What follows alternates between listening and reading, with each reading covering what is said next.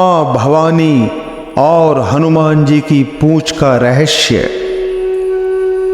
जब रावण ने अत्यंत घोर तप करने के बाद शिव जी को प्रसन्न कर लिया तो शिव जी ने रावण को यह वर दिया कि जब भी तुम्हें मेरे दर्शन की लालसा हो तब तुम कैलाश आकर मेरे दर्शन कर सकते हो।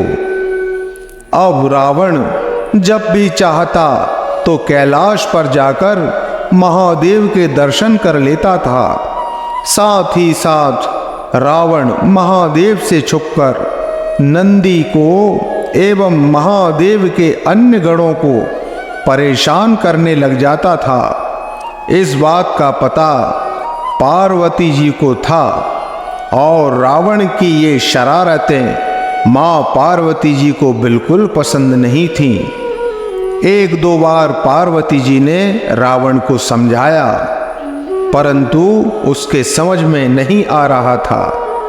पार्वती जी को रावण पर बहुत क्रोध आने लगा था, लेकिन पार्वती जी ने अपना क्रोध रावण को न दिखाकर पहले महादेव को यह सब बताना उचित समझा और पार्वती जी भोलेनाथ के पास पहुंचकर रावण की सारी बात बताने लगी। साथ ही पार्वती जी ने महादेव से कहा कि रावण की आप में विशेष आस्था है, इसलिए रावण अब तक सुरक्षित है, वरना कैलाश पर आकर इतना दुस्साहस करने वाला अब तक मेरी क्रोध की अग्नि से जलकर राख बन गया होता। ऐसा कहकर पार्वती जी चली गईं। भोलेनाथ समझ गए कि अगर रावण को नहीं समझाया गया तो राम के पहले ही पार्वती रावण को मार डालेगी। महादेव ने रावण को कैलाश बुलवाया और कहा कि अब यहाँ कैलाश पर मत आया करो, तुम्हारे यहाँ आने से हमारे नंदी और गणों को परेशानी होती है। महादेव की यह बात सुन रावण बोला, महाराज आपने ही मुझे वरदान दिया है कि जब चाहूं मैं आपके दर्शन पा सकता हूं, और अब आप ये बात कह रहे हैं, क्या आपने आपका वरदान वापस ले लिया? महादेव ने रावण से कहा, नहीं नहीं, ऐसी बात नहीं है। बात यह है कि अब हम तुम्हें एक और वरदान देते हैं कि जब भी तुम्हें हमारे दर्शन की लालसा होगी तो तुम्हें यहाँ आने का कष्ट नहीं उठाना होगा। हम स्वयं तुम्हें दर्शन देने तुम्हारे पास आया करेंगे। रावण ने कहा, जो आज्ञा प्रभु, और रावण कैलाश से चला गया। अब रावण स्वर्ण नगरी लंका वापस लौट गया। कुछ समय बीत गया और रावण ने जगत भवानी मां सीता का छल से हरण किया, और जब श्री राम दूत पवन पुत्र श्री हनुमान जी जब मां सीता की खोज में लंका आए और हनुमान जी ने लंका में विध्वंस मचाकर स्वर्ण की लंका को जलाकर राख बना दिया। रावण ने जब हनुमान जी और हनुमान जी की पूंछ की भयंकर ताकत देखी तो रावण परेशान हो गया।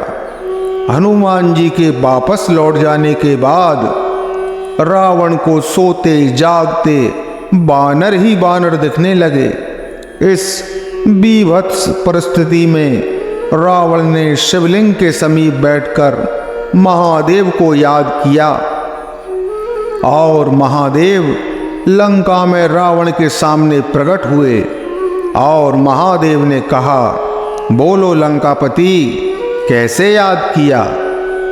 रावण शिवजी के चरणों में गिर गया और कहने लगा, महादेव, आखिर वो ऐसा कैसा वानर था जिसने अकेले लंका में भयंकर आतंक मचाया और अपनी पूंछ से न जाने मेरे कितने सैनिकों को मौत के घाट उतार कर वापस भी चला गया। हे महादेव, मुझे ये सवाल सोने नहीं दे रहा, कृपया करके मुझे इसका उत्तर दे प्रभु। महादेव ने रावण को बताया, हनुमान कोई साधारण वानर नहीं है लंकापति, हनुमान मेरा ही अंश है।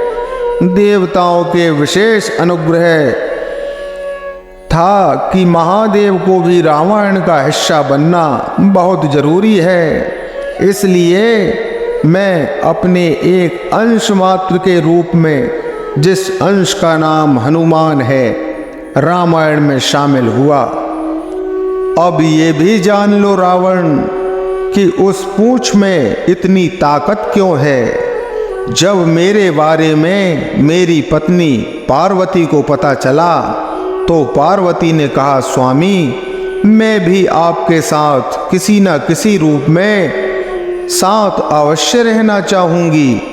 पार्वती जी ही शक्ति के रूप में पूंछ में हैं। रावण को जब महादेव से इस रहस्य के बारे में ज्ञात हुआ तो रावण ये बात पूरी तरह समझ गया कि मेरा अंत निश्चित हो गया है, और जब तीनों लोगों की शक्ति से मेरा अंत होगा तो मेरा उद्धार होना भी निश्चित है।